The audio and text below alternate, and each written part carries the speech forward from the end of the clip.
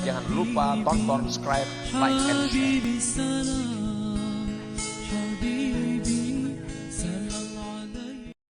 Bismillahirrahmanirrahim.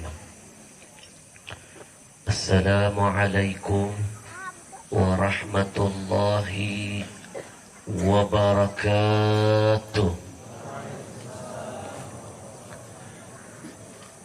Innal hamdalillah, segala puja dan puji milik siapa?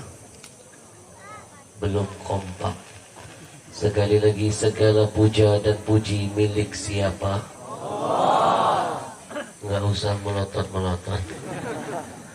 Yusabbihu lahu ma fis samawati wal ardh.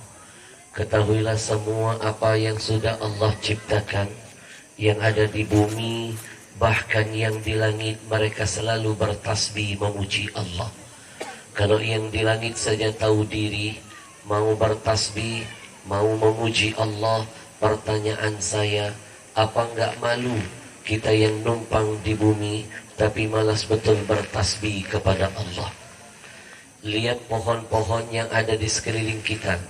Ketika daunnya bergerak, sebenarnya pohon itu sedang bertasbih memuji Allah. Coba dengarkan ketika suara burung berkicau. Hakikatnya burung pun sedang bertasbih memuji Allah. Bahkan ketika ada angin berhembus, sebenarnya angin itu pun sedang bertasbih kepada Allah. Kalau mereka saja bertasbih, pertanyaan saya, apa enggak malu kita manusia, makhluk yang lebih sempurna dari makhluk lainnya, tapi malas betul bertasbih kepada Allah? Untuk yang kesekian kali, saya ingin mengajarkan kepada diri saya dan mengajarkan kepada semuanya, siapa yang ingin meraih kemuliaan dari Allah yang maha mulia, rahasianya sering-seringlah memuliakan Allah dengan lisannya. Kalau saya ajak semua yang ada di sini, kita awali perjumpaan kita malam ini dengan bertasbih dulu sama-sama, mau? Apalagi di masa pandemi ini, kita butuh Allah. Orang sekarang di masa pandemi ini sibuk mikirin imun, tapi lupa mikirin iman. Bujur? Orang lebih takut dengan corona, tapi dia nggak takut dengan ancaman neraka dari Allah. Maka hari ini kita gantungkan semuanya hanya kepada Allah. Karena Allah yang maha kuasa, Allah maha segala-galanya. Kita menggetarkan majlis ini dengan bertasbih sama-sama. Al-Imam Asy-Syafi'i pernah menitipkan pesan, lam ara anfa lil waba minat tasbih. Aku tidak melihat, kata Imam Asy-Syafi'i, ada satu kalimat zikir yang dahsyat, kalau dibaca mampu menyelamatkan kita semua dari berbagai macam wabah apapun juga, termasuk wabah corona. Maka kita getarkan majelis ini, mudah-mudahan dengan tasbih Allah segera angkat corona dari negeri ini. Gara-gara corona kita semua jadi merana. Beruntung yang tinggal di sini masih bisa ngumpul seperti ini. Kami di Jakarta, guru, hampir 1 tahun lebih gak pernah bisa ngumpul begini. Beruntung antum tinggal di Tabalong ini masih bisa memandang wajah guru kita yang bercahaya. Kami di Jakarta 1 tahun lebih gak bisa lihat ulamanya. Ulamanya gak bisa 1 tahun lebih gak ketemu dengan umatnya. Hidup ini terasa gersang ketika kita jauh dari ulamanya. Bujur? Saya ingat betul 1 tahun lebih jadwal saya semuanya di cancel. 1 tahun lebih saya nggak megang makhluk ini, mikrofon. Saya sempat protes dulu, guru, kenapa kami ulama nggak boleh ketemu jamaah? Mereka menjawab, jangan Habib, Jakarta zona hitam, lebih bahaya dari zona merah. Kalau Habib ketemu Kalau Habib ketemu umat, Habib bisa positif corona. Kami sarankan Habib lebih baik jangan kemana-mana, ikuti perintah pemerintah. Hashtag di rumah aja, hashtag di rumah aja. Bila perlu Habib diam-diam saja di dalam kamar. 7 bulan saya coba diam di kamar, 7 bulan gak keluar-keluar guru. Alhamdulillah saya negatif tapi istri positif. Gara-gara siap.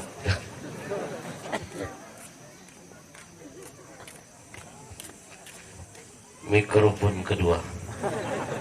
Ini gara-gara corona nih kayaknya. Apalagi Ramadan. 2 kali Ramadan kami lalui di Jakarta seperti tidak ada makna. Buka puasa bareng-bareng ditiadakan. Sholat tarawih kami di Jakarta dirumahkan. Idul Fitri bahkan Idul Adha kami dirumahkan. Beruntung tinggal di Tabalong, tarawih masih bisa bareng. Idul Fitri masih bisa diselenggarakan. Beruntung. Kami besok mau Ramadan, besok mau puasa, semua ustadz-ustadz dikurung di rumah-rumah di Jakarta. Padahal besok mau puasa, besok mau Ramadan, ustadz-ustadz dikurung di rumah-rumah. Murid saya ada yang nelpon, Habib, apakah ini pertanda kiamat sudah dekat? Dulu sebelum corona datang, 1 hari menjelang puasa, setan yang dikurung. Kok sekarang ustadz dikurung? Bujur. Kiamat sudah dekat. Maka tidak ada tempat berlindung kecuali hanya kepada Allah. Sekali lagi kita getarkan majelis ini dengan bertasbih. Mudah-mudahan dengan asbab tasbih ini Allah hadirkan pertolongan, Allah lindungi kita dan keluarga dari wabah corona. Semuanya kita bertasbih. Habib, sebenarnya kami mau tasbih berjamaah, mau kami zikir berjamaah, tapi ada sekelompok orang bikin kami bingung, Habib. Katanya zikir berjamaah itu tidak ada di zaman Nabi. Bid'ah. Kalau bid'ah haram, tempatnya di neraka. Yang ikut zikir nanti masuk neraka. Yang mimpin zikir Habib itu neraka paling dalam. Kurang asem nih. Kalau di majelis malam ini ada yang gak suka dengan zikir berjamaah, silakan. Cukup diam tapi jangan merusak yang lain. Jangan jadi penghalang buat yang lain untuk berzikir dengan Allah. Siapa bilang zikir berjamaah tidak ada di zaman Nabi? Siapa bilang? Siapapun yang ngomong itu, mau dia S1, S2, S3, S-teler, mau dia tamat dari Madinah sekalipun, kalau masih ada yang membahas ini di YouTube, masih ada yang menyampaikan di kajian, katanya zikir berjamaah tidak ada di zaman Nabi, saya pastikan jangan-jangan tidak ada keberkahan ilmunya, atau jangan-jangan dia salah belajarnya, atau jangan-jangan kurang referensi ilmunya. Bujur? Sekarang kita buktikan Gur. Dari zaman Nabi zikir berjamaah sudah ada. Saya hadirkan faktanya. Dengarkan baik-baik. Nabi sering jadi imam. Sahabat jadi makmum. Ketika sholat, Nabi baca surah Al-Fatihah. Kira-kira saya ambil ujungnya. Siratal ladzina an'amta alaihim ghairil maghdubi alaihim waladdallin.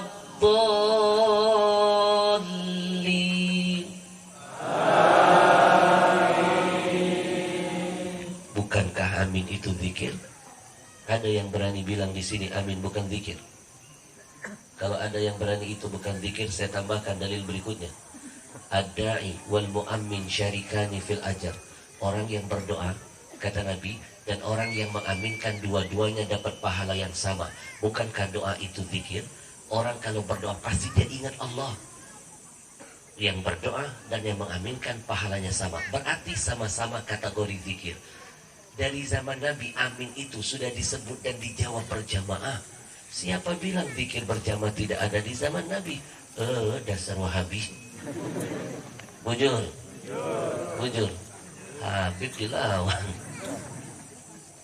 Saya nggak menemukan satu riwayat pun guru, amin itu dibaca nggak berjamaah. Kapan selesainya sholat berjamaah?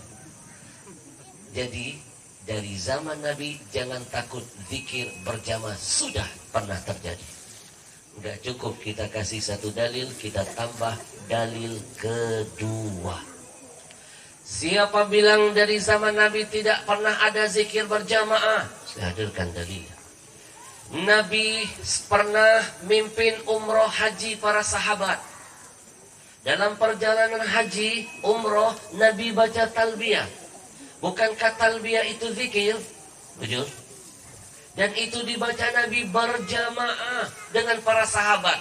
Bahkan sampai detik ini guru, orang yang pergi haji, pergi umroh, talbiyahnya berjamaah.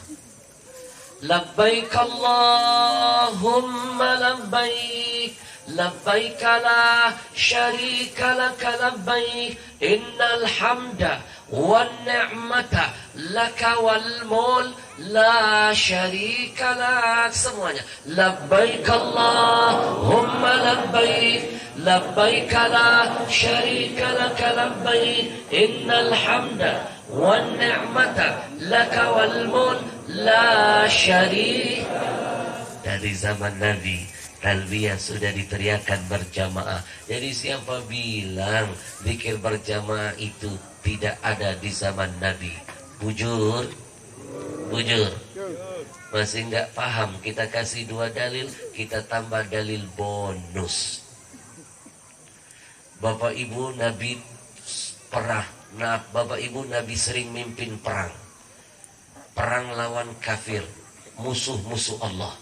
Seringkali fakta di lapangan jumlah pasukan Nabi lebih sedikit, tapi jumlah musuh 10 kali lipat. Saya kasih contoh perang Badar. Perang Badar, jumlah kaum muslimin hanya 300-an, jumlah musuh 10 kali lipat. Nabi cerdas, Nabi nggak mau pasukan muslim gentar, gemetar, keringetan, kalah mental. Lihat jumlah musuh lebih banyak.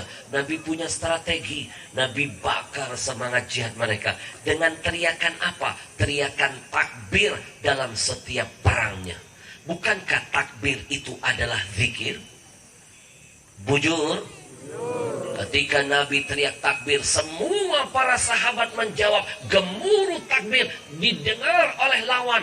Lawan yang kalah mental, mereka yang keringetan, mereka yang gemetar. Mereka menganggap jumlah kaum muslimin lebih banyak dari jumlah mereka. Saya teriakan takbir, jawab yang kompak. Kita akan rasakan manfaat zikir berjamaah menghadirkan keberkahan dari Allah. Takbir! Nabi keras, takbir! Takbir! Dari zaman Nabi sudah ada zikir berjamaah. Bahkan maaf, kalau ada ustadz yang ngomong zikir berjamaah tidak ada zaman Nabi, ini satu lagi tambahan. Ini orang berarti kurang paham wawasan kebangsaannya. Indonesia ini gak akan merdeka kalau bukan karena berkat zikir berjamaah. Para kiai kita, para habaib kita, para santri, para umat turun berhadapan dengan Belanda, itu dibakar semangatnya oleh ulama dengan zikir berjamaah. Lihat Bung Hatta teriak di atas mimbar-mimbarnya kalimat takbir, itu dijawab berjamaah. Sekali lagi, Indonesia tidak akan jadi NKRI kalau bukan karena berkat zikir berjamaah. Tiba-tiba ada orang baru ngaji sebentar di Madinah, di Mekah, pulang ke kampung jadi kacang lupa dengan kulitnya. Mengharamkan zikir berjamaah tidak ada di zaman Nabi. Ini namanya nggak paham, namanya kebangsaan. Bujur, saya pastikan kalau bukan karena zikir berjamaah, mana mungkin bambu runcing bisa menang lawan meriam Belanda. Bukan meriam Belina, meriam Belanda. Bujur, bujur. Al-barakah ma'al jamaah. Keberkahan akan Allah hadirkan manakala kita berjamaah dalam kebaikan. Ketika zikir berjamaah, kekuatannya beda. Allah datangkan junud lam tarawnaha, tentara-tentara langit yang tidak bisa terlihat oleh mata. Maka Bapak Ibu, masa bodoh, biarkan mereka berkoar-koar, menganggap katanya tidak ada dalilnya. Jawab kepada mereka, kami tidak akan melakukan, tidak akan meninggalkan perbuatan apapun yang ketika kami lakukan, kami merasakan kami lebih dekat dengan Allah dan Rasul. Bujur, percayalah apa yang diajarkan guru-guru kita, masyayikh kita, para habaib kita, itu sudah berlandaskan dalil yang mereka kuasai. Maka yakinlah zikir berjamaah sudah pernah ada di zaman Nabi. Kita getarkan majelis ini dengan berzikir. Subhanallah walhamdulillah wala ilaha illallah wallahu akbar wala haula wala quwwata illa billahil aliyyil lebih keras. Subhanallah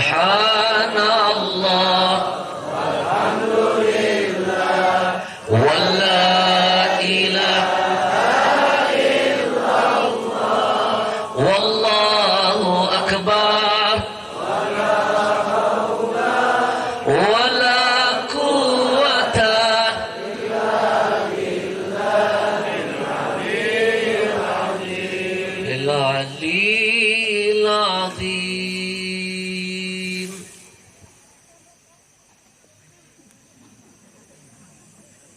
Lanjut. Tenang, ini baru pembukaan. Jangan heran kalau ada penceramah baru mulai ceramah suka lihat jam tangan. Itu cuma teknik saja. Sebenarnya dia lagi mikir guru abis ini mau ngomong apa. Sebenarnya saya nggak pantas ngomong lagi. Tadi yang disampaikan guru kita itu sudah intisari semuanya.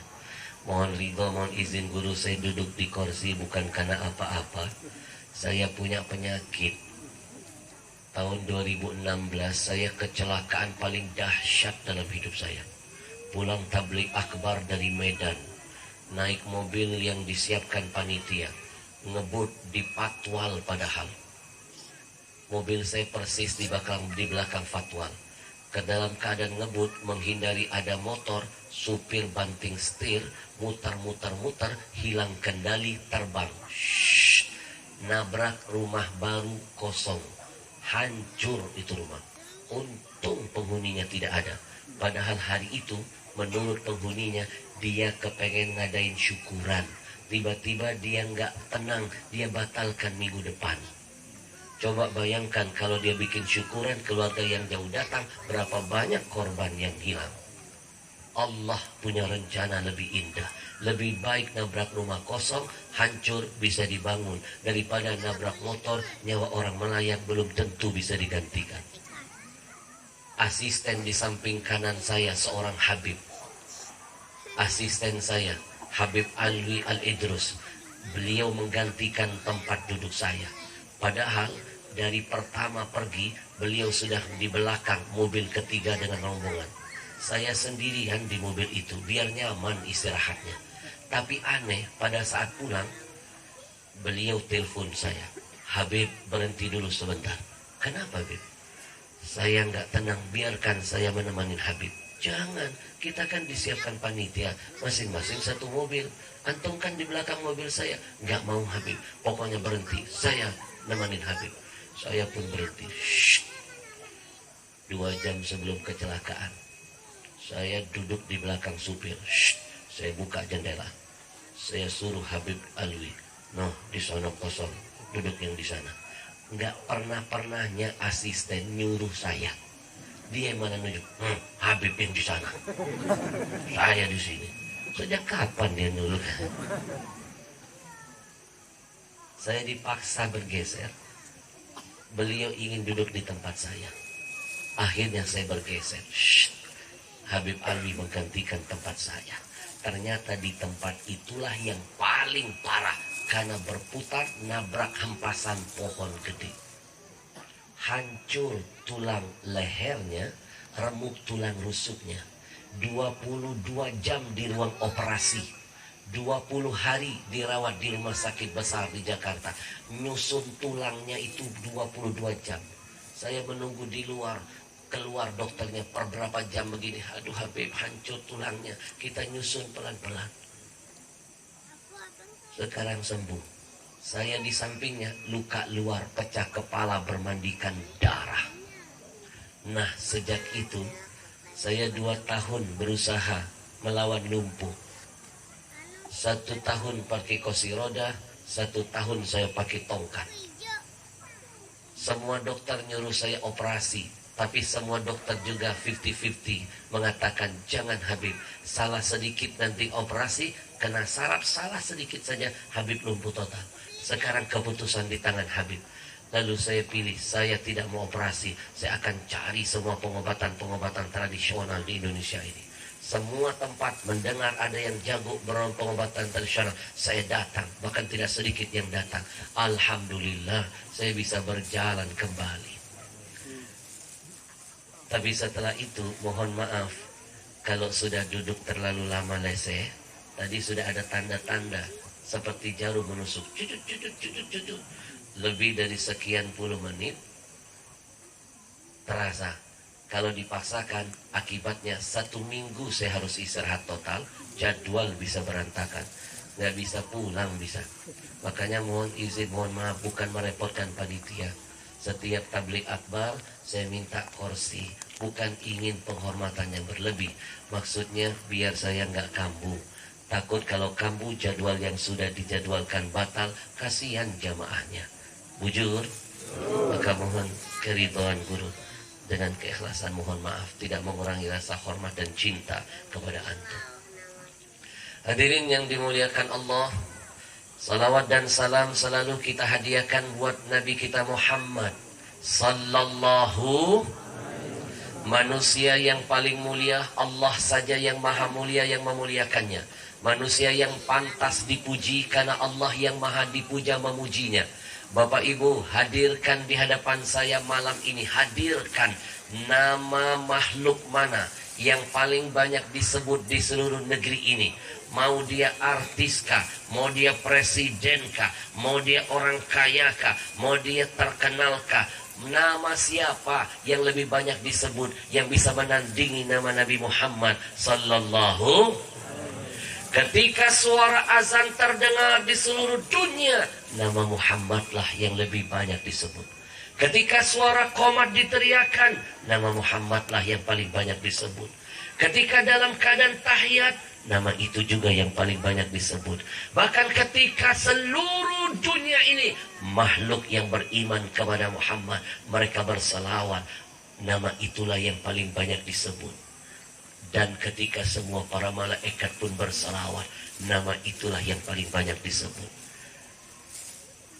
Maka beruntunglah orang-orang yang menyebut nama yang mulia ini. Allah pasti akan memuliakannya.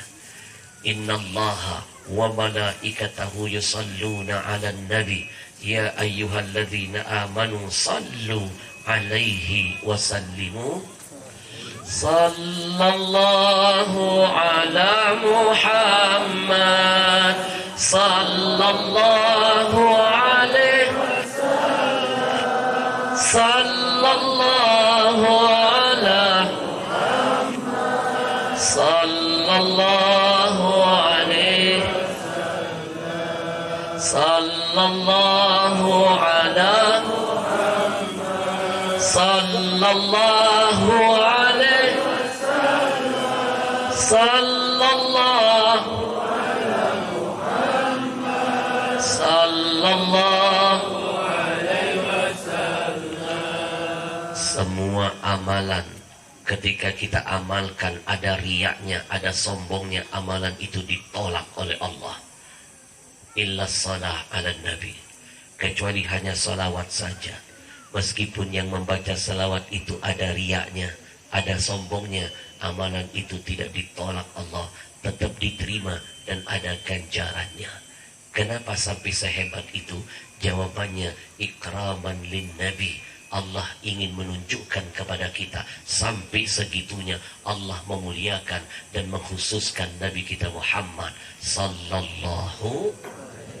Bahkan di antara khususiyah yang Allah kasih untuk Nabi yang tidak Allah kasih buat Nabi lain, Dengarkan riwayat hadis sahih yang satu ini. Inna lillahi malaikatan sayyahina fil ard.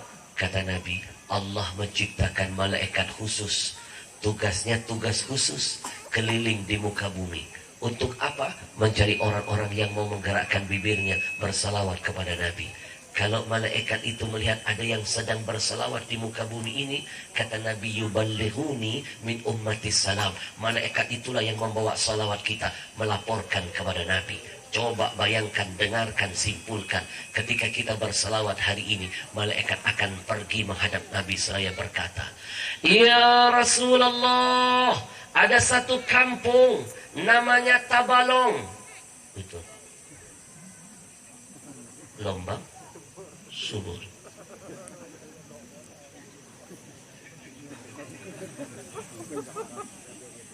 Kelihatan suburnya. Hutan kanan kiri. Ada satu kampung namanya Lobang Subur. Tadi saya ngomong apa? Yang betul? Yang ceramah siapa? Masalah Pak. Kan mulut-mulut saya. Kenapa makhluk ini ikut-ikut?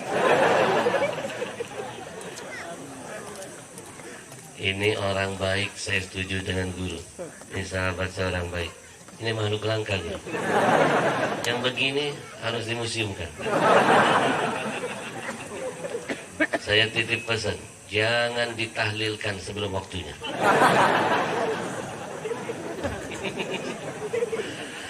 Masya Allah, saya setuju dengan guru tadi. Luar biasa. Ada semangat yang bisa kita tiru untuk urusan Allah. Jangankan harta yang menempel di badan, nyawa siap. Kenapa badan beliau begini langsing? Tahu kenapa? Semuanya dikorbankan di jalan Allah. Luar biasa. Lebih baik badan kurus, dosa juga kurus, tapi pahala gemuk.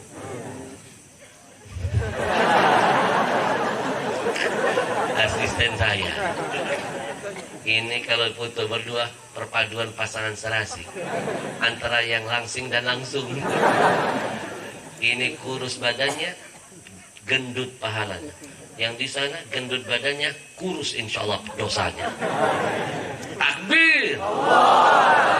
Kalau itu tidak perlu kasur kata UAS, kalau ini penghematan ruangan.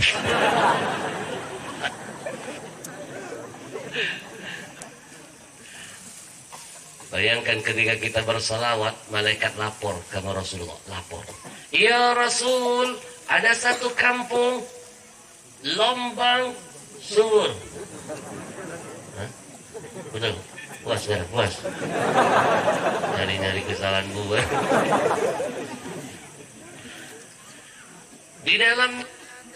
Di dalamnya ada majelis taklim. Dihadiri oleh Fulan bin Fulan ya Rasul. Dengarkan. Bukan cuma nama antum yang akan dapat berkah karena disebut malaikat. Nama orang tua kita ikut terangkat derajatnya. Karena yang menyebutnya adalah malaikat. Makhluk yang gak pernah maksiat. Maaf, punten. Nama kita disebut oleh guru kita yang mulia saja dapat berkah. Yang nyebut orang yang selalu nyebut Allah. Yang nyebut nama kita, lisan yang selalu ingat Allah. Nyebut Allah, apa enggak kita dapat berkah? Bujur? Nah ini yang nyebut nama kita, nama ayah ibu kita, malaikat. Makhluk yang enggak pernah maksiat, betapa dahsyat keberkahannya. Dan yang lebih dahsyat lagi berkahnya, bukan cuma itu. Nama kita, nama ayah ibu kita didengar dan dikenal oleh manusia yang akan menjamin syafaat untuk kita. Maka kata guru saya, jauh-jauh hari sudah berpesan. Siapa yang tergila-gila bersalawat, siapa yang banyak bersalawat, maka dia dipandang Allah menjadi anak yang berbakti dengan ayah ibunya. Siapa yang malas salawat, maka tidak sempurna baktinya dengan ayah ibunya. Maka malam ini getarkan majlis ini dengan bersalawat. Kita angkat derajat ayah ibu kita di hadapan para malaikat. kita kenalkan, kita daftarkan nama kita dan nama anak ibu kita di hadapan Rasul yang akan menjamin syafaat untuk kita semuanya. Semuanya bersalawatlah, tunjukkan cintamu kepada Allah dan Rasulmu, tunjukkan baktimu kepada ayah ibumu. Sallallahu ala Muhammad, sallallahu alaihi wasallam, sallallahu alaihi Muhammad, sallallahu alaihi wasallam. Yang kita cintai, kita muliakan, dan selalu senantiasa kita taati arahan dan fatwanya guru kita tercinta, ayahanda kita, Guru Jaro, Al-Ustad Ad-Da'i, Al-Mujahid fi qawlihi wa fi'lih, Al-Ustad Haji Ahmad Sanusi, hafizahullah wa nafa'na wa bi'ulumihi fid darini amin. Dengan segala kerendahan hati beliau, padahal beliau orang mulia, apalah artinya saya ini? Saya ini ibarat debu, beliau airnya. Kalau sudah ada air, maka hilanglah manfaat debu. Bujur, beliau dengan kerendahan hati tadi menyebutkan belajar dari saya lewat TV. Saya gak ada apa-apanya. Justru malam ini saya belajar bagaimana tampil menjadi orang yang tawadu dari beliau. Kalau orang kayak saya tawadu, nggak punya apa-apa, pahala saya satu. Tapi kalau ada orang dengan segudang pengalamannya seperti beliau, beliau pernah jadi muda, saya belum pernah jadi tua, maka saya harus belajar dari beliau. Bukankah Nabi yang mengatakan khairu syababikum al-mutasyabbihuna biyuhikum bisyuyuhikum, pemuda yang terbaik itu adalah anak muda yang mau belajar dari generasi-generasi sebelumnya. Saya yang harusnya belajar dari beliau, karena beliau sudah banyak merasakan garam asam kehidupan. Beliau sering lihat saya di TV, sebenarnya saya juga sering lihat beliau dari TV.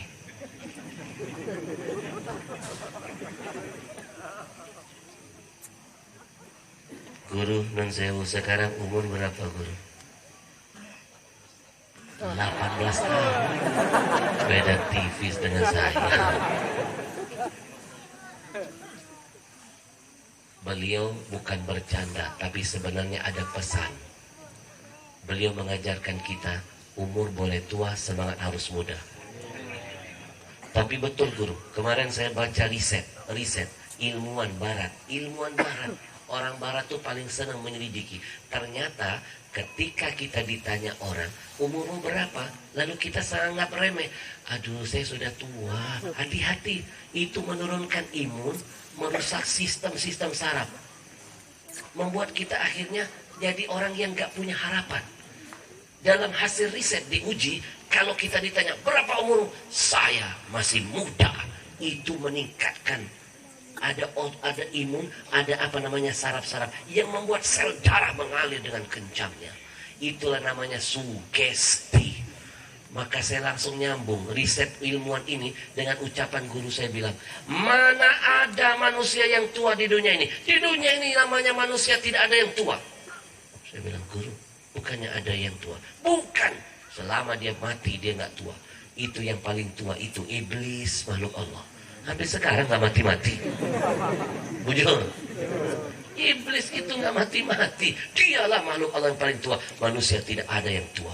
Ternyata hikmahnya apa? Mengajarkan kita harus tetap merasa muda. Biar terus berkarya di hadapan manusia. Berkarya di hadapan Allah. Takbir. Allah. Kalau guru tadi bilang 54, gak nampak. Kayak 34 ya. Berkah umur, berkah amal, berkah usia. Mudah-mudahan guru selalu dalam lindungan Allah. Yang kita hormati, kita muliakan, hadir di tengah-tengah kita para guru-guru lain yang tidak bisa saya sebut satu persatu, tidak mengurangi ta'zim dan sayang saya. Ada Ustadz Hasanuddin Al-Banjari Al-Uwasi,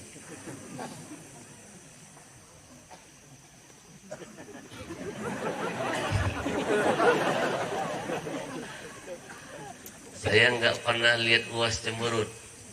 Senyum aja. Makanya kelihatan awet muda. Nggak ada orang saja dia senyum.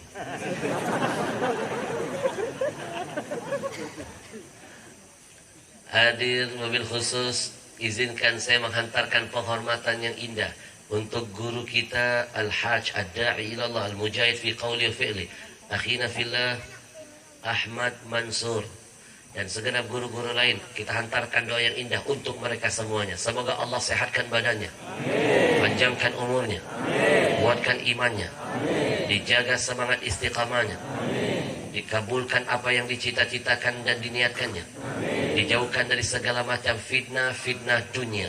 Amin ya rabbal alamin. Buat guru-guru kita yang sudah wafat, jangan lupakan jasa dan kebaikan mereka.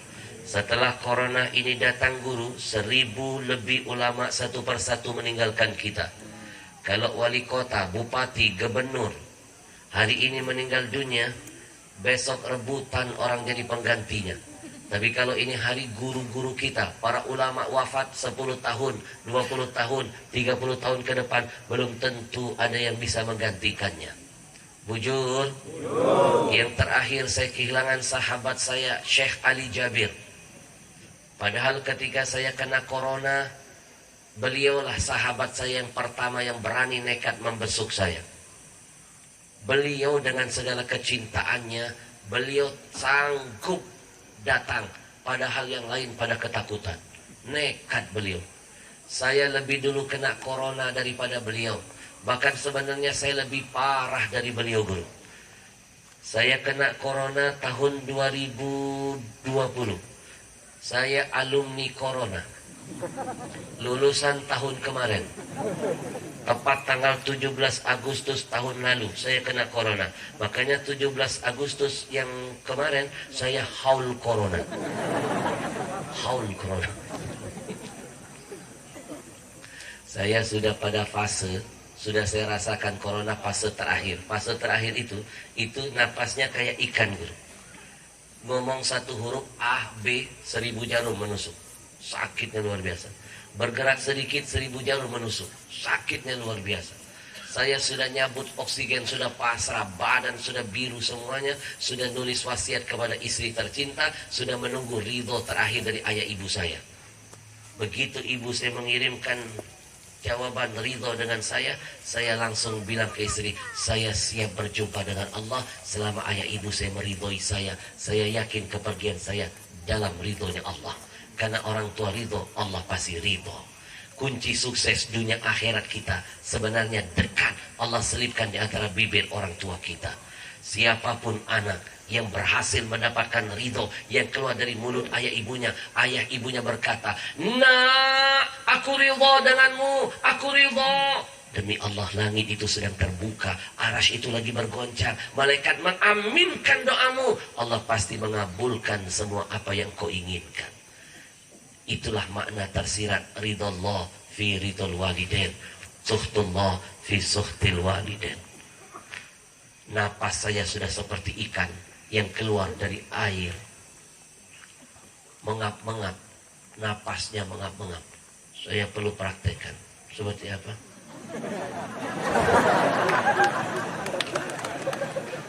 Ini namanya bil misal tanjilul iskal. Biar contoh itu memudahkan, nggak membingungkan, harus pakai prakteknya. Nah, saya seperti ikan yang mengap-mengap.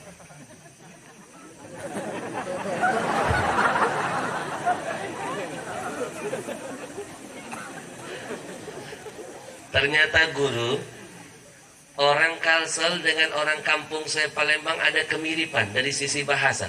Tadi saya dengar UAS ngomong Selawi. Palembang kampung saya juga 25 itu Selawi. Berarti kita ini saudara sebenarnya. Orang Kalsel bilang iwa. Orang kami juga bilang iwa. Iwa itu ikan. Berarti kita sama-sama sehati. Cuma yang membedakan di Kalsel namanya iwa haruan. Tapi di kampung saya namanya iwa delek. Bahasa Jakartanya iwa gabus. Saya pertama masuk dikasih itu. iwak haruan. Ternyata enak, saya ketagihan. Besok saya pesan lagi, lontong iwak haruan. Enak, ketagihan lagi. Lusa pesan. Hampir setiap hari, bahkan setiap hari saya makan iwak haruan. Sekarang saya ganti namanya jadi iwak harian, karena tiap hari dimakan. Ini tabligh akbar saya yang ke titik 44. Dan ini pengalaman pertama dari perjalanan hidup saya. Paling lama muter-muter di Kalsel. Biasanya saya masuk kampung, keluar kampung, saya merasa jadi orang kampung. Masuk kota, keluar kota, saya merasa jadi orang kota. Masuk desa, keluar desa, saya merasa jadi orang desa. Malam ini saya punya pengalaman baru. Masuk hutan. Keluar hutan. Saya merasa... Siapa bilang orang hutan bersama? Apa perlu saya turunkan UAS ke sana?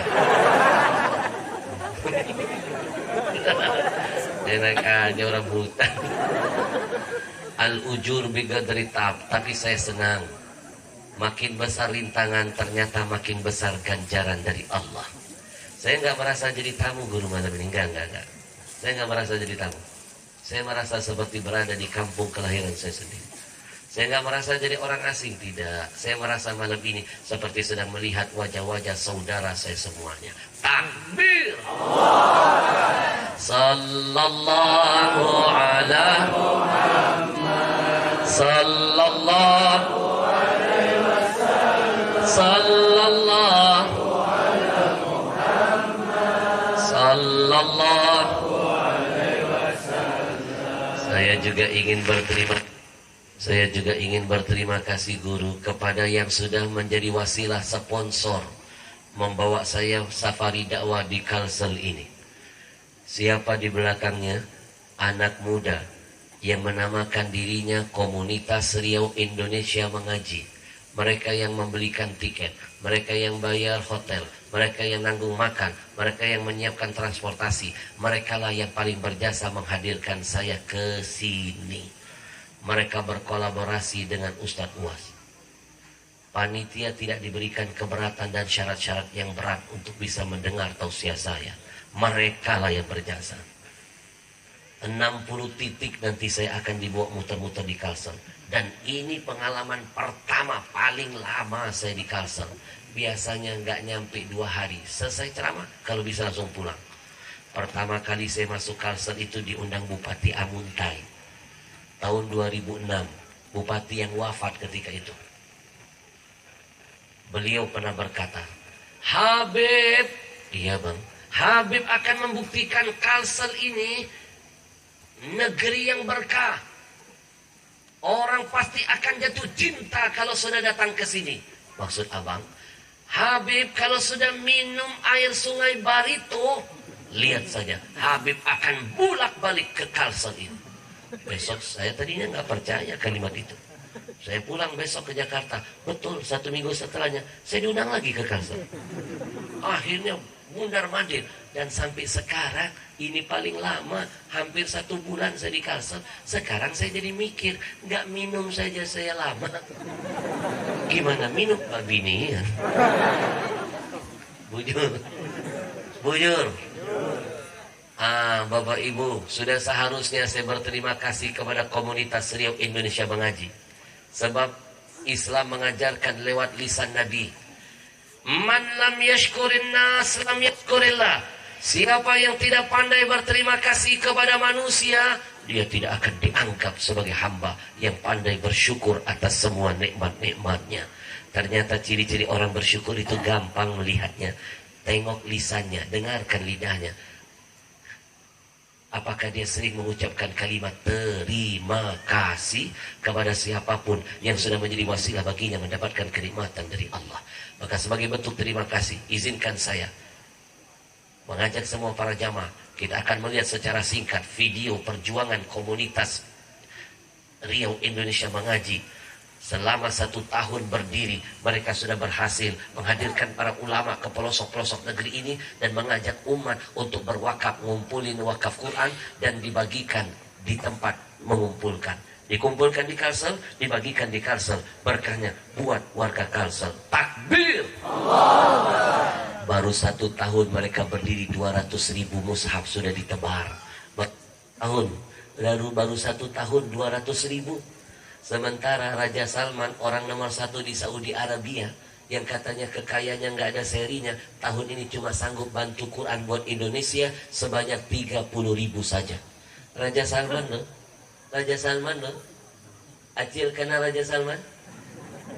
Yang kompak kenal? Di mana kenalannya? Acil, Raja Salman yang kemarin datang ke Indonesia guru, hebohnya luar biasa. Padahal yang datang baru Raja Salman, orang kita sudah lupa diri, lupa daratan, heboh. Baru Raja Salman, belum Imam Mahdi. Betul? Raja Salman cuma 30.000, mereka ini 200.000. Mereka bukan raja, mereka bukan orang kaya, tapi mereka membuktikan potensi kekuatan umat ketika bersatu, semua akan jadi selesai. Ini pondok kecil kalau kita keroyokin. Betul? Betul. Maka saya berharap bukan hanya malam ini, tolong pulang dari tempat disebarkan tiket ke surga ini. Kasih tahu teman-teman di kantor, di tempat kerja, di kampung, di mana-mana ada tiket menuju ke surga. Patungan untuk bisa membangun investasi dunia dan akhirat. Sebab Ibn Mubarak pernah berkata, Wallah, la wallah, kata Ibn Mubarak, la a'lam afdalu darajatan ba'dan nubuwah min bathil ilm. Aku tidak pernah menemukan ada derajat yang lebih mulia di bawah derajat kenabian kecuali ikut andil dalam membantu tersebarnya ilmu Allah di muka bumi.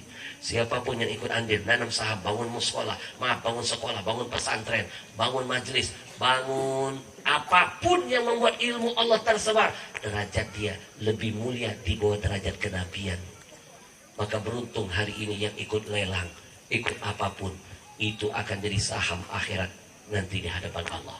Bapak Ibu, beberapa menit ke depan kita akan saksikan tak kenal maka tak sayang maka tak cinta. Biar kita ikut mendoakan, dan insya Allah bukan hanya mendoakan, kita akan bantu perjuangan mereka selama berada di Kalsel ini dan berjuang bersama Quran. Silakan tim. Uwais Al-Qarni. Sebenarnya apa yang Nabi pesankan kepada Umar bin Khattab, Umar, kalau kamu ketemu orang yang begini-begini ciri-cirinya, minta doa, karena doanya tidak akan ditolak. Sebenarnya pesannya bukan buat Umar, bukan buat Ali, nggak perlu buat Umar. Kenapa? Umar sudah dijamin masuk surga oleh Nabi. Sebenarnya bukan buat Umar, karena Umar itu statusnya sahabat yang disuruh berdoa, mendoakan tabi'in. Tahu nggak itu sebenarnya untuk siapa? Untuk kita. Siapapun, dimanapun, ketika melihat ada orang yang sayang dengan ibunya, hormat dengan ayahnya, kamu deketin, minta doanya. Doanya akan diijabah oleh Allah. Cari di kampung kita siapa orang-orang yang sangat hormat dengan ayah ibunya, deketin, minta doanya. Itu sebenarnya pesan di balik kalimat indah yang Allah titipkan buat Umar bin Khattab. Bujur. Bapak Ibu, tahu kenapa saya menulis buku ini? 3 tahun setengah saya menulis buku ini. Nulisnya sambil nangis-nangis. Saya jamin nanti yang baca buku karangan saya ini menangis terseduh-seduh. Ingat dosa dengan ayah ibu. Ingat kesalahan dengan para guru. Nangis nanti kalau baca bukunya. Soalnya pernah terbukti guru. Saya lagi ceramah di satu kampung. Jamaahnya ribuan yang hadir. Hidup semuanya. Tiba-tiba saya terharu.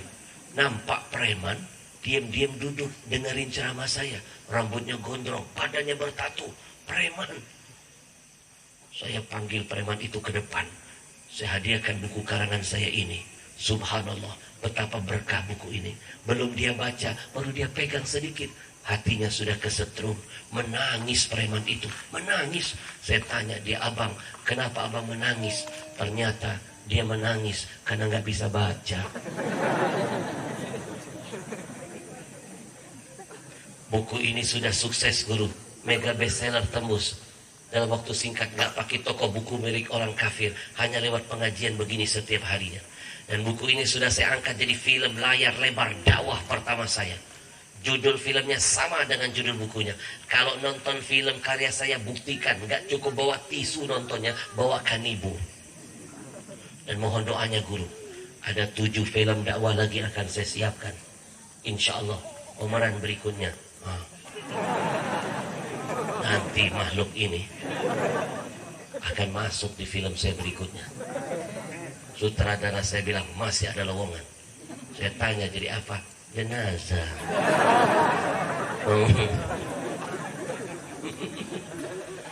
Bapak Ibu pernah nonton film dakwah karangan saya belum? Belum. Kalau belum, saya bagikan linknya cuma-cuma lewat WA. Sekaligus saya berikan nomor WA saya malam ini. Kita jadikan ini ajang silaturahim kita selanjutnya. Insya Allah tidak hanya ngumpul kita di dunia, nanti kita kumpul di surga bersama Rasulullah. Dan kita jadikan nomor ini jadi ajang diskusi. Kalau ada yang mau bertanya tentang hukum agama, kirim WA, saya hadirkan jawabannya insya Allah. Nanti ketik nomornya, langsung kirim WA. Assalamualaikum Habib, kami jamaah pengajian Nurul Islam Subur.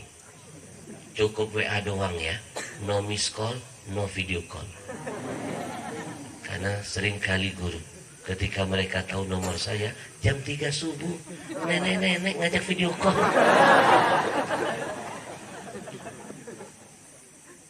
Dia yang dapat nikmat, saya dapat musibah.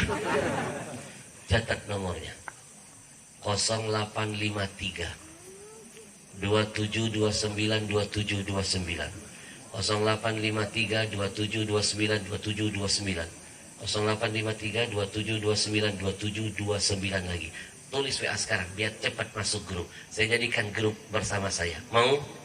Kalau sudah dapat kiriman video-video tausiah saya, itu berarti sudah masuk grup khusus. Sudah ada di hati saya. Alhamdulillah. Sallallahu alaihi sallallahu ala sallallahu. 3,5 tahun saya nulis buku ini. Berawal dari perjalanan dakwah ketika saya keliling beberapa kota di Indonesia. Singkat saja, kota pertama di Jambi. Ada sebuah kota kecil namanya Muara Tebu. Kecil betul kotanya, kecil betul kalau dilihat dari peta. Di kota itu ada kejadian seorang anak remaja mengunci ibunya di kandang kambing. Dia tidur di tempat yang bagus, ibunya dibiarkan tidur di kandang kambing. Saya menangis dan menyimpulkan pantas Indonesia banyak bencana karena banyak kacang lupa dengan kulitnya. Kejadian kedua di Brebes, anak usia 12 tahun mukulin ibu kandungnya sampai babak belur. Hanya karena perkara sepele. Ibunya terlambat nganterin makanan, tidak cukup sampai di situ, dia ambil gantungan baju, dia pukul ibunya, sobek bibir ibunya. Saya kembali menyimpulkan pantas Indonesia banyak bencana, banyak anak jadi majikan bagi orang tuanya. Yang paling parah, ada kejadian di Lamongan. Seorang ibu tengah bertani di tengah sawah, dia tahan rasa panas terik menyengat demi semata-mata mencari nafkah yang halal bagi anak-anaknya. Ibunya di hari tua rela jadi kuli di sawah. Ketika dia sedang bekerja, masuk anak laki-lakinya membawa parang, memaksa minta uang 500.000 dari sang ibu. Ibunya nggak punya duit, dia kejar ibunya dengan parang. Dia kejar ibunya pakai parang. Ibunya berlari-lari karena ketakutan, ingin menyelamatkan nyawanya. Apa yang terjadi? Ibunya terjatuh di tengah sawah, lalu dia tebas leher ibunya. Hanya dengan senilai 500.000 saja. Demi Allah, sampai detik ini saya belum pernah mendengar dalam hadis ada riwayat anak setan tega membunuh ibunya. Anak setan saja nggak ada yang membunuh orang tuanya. Jangankan membunuh, anak setan durhaka saja tidak ada. Tapi anak manusia banyak. Jangan-jangan manusia sekarang lebih gila dari setan. Mungkin setan sekarang sudah takut lihat manusia. Jangan-jangan ada setan yang berdoa begini, ya Allah, aku berlindung dari godaan manusia yang terkutuk. Bujur.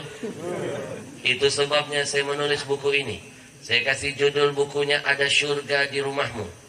Ada Syurga di Rumahmu. ASDR. Siapa syurga kita di rumah? Ayah dan ibu. Lebih dekat lagi ada di mana? Di bawah telapak kaki ibu. Halo, halo. Ajak-ajak dong ngomong. Seru banget. Mohon maaf, saya termasuk orang yang anti dalam majelis itu beberapa hal. Satu, ada yang berbicara. Kalau ada yang berbicara, itu menunjukkan dia tidak menghormati majelis ilmu. Dalam ilmu komunikasi, kalau ada yang ngomong, yang lain jangan ada yang bicara. Pasti mengganggu konsentrasi jamaah lainnya. Kalau ada yang ngomong satu, yang lain terganggu, dosa. Kalau sudah berada di taman surga Allah takdirkan, jangan pikirkan taman-taman lain. Lupakan yang lain. Inilah tempat yang paling indah. Di sini dosa akan bercucuran. Betul? Betul. Yang kedua, saya paling nggak suka kalau lagi tausiah ada yang merokok. Itu menunjukkan bahwa dia nggak punya adab dalam majelis ilmu. Mau siapapun orangnya. Itu menunjukkan dia tidak pandai menempatkan diri di tempat paling mulia, taman surga. Yang ketiga, yang saya tidak suka ketika tausiah, lagi ceramah bagi-bagi makanan. Salah teorinya. Ilmu nggak akan masuk kalau perut lagi kenyang. Justru Nabi ajarkan untuk menghentikan lintasan setan itu dengan lapar. Kalau kita lapar, menghafal, belajar, cepat betul ilmu masuk. Tapi ketika kenyang, dibikin setan ngantuk belajarnya. Nasihat gak masuk. Maka nanti makanan santapan jasmani sering membuat kita lupa dengan santapan rohani. Maka nanti urusan makan, urusan santapan rohani kita dahulukan. Bujur, bujur. Lanjut. Saya. Jangan lupa tonton, subscribe, like, and share.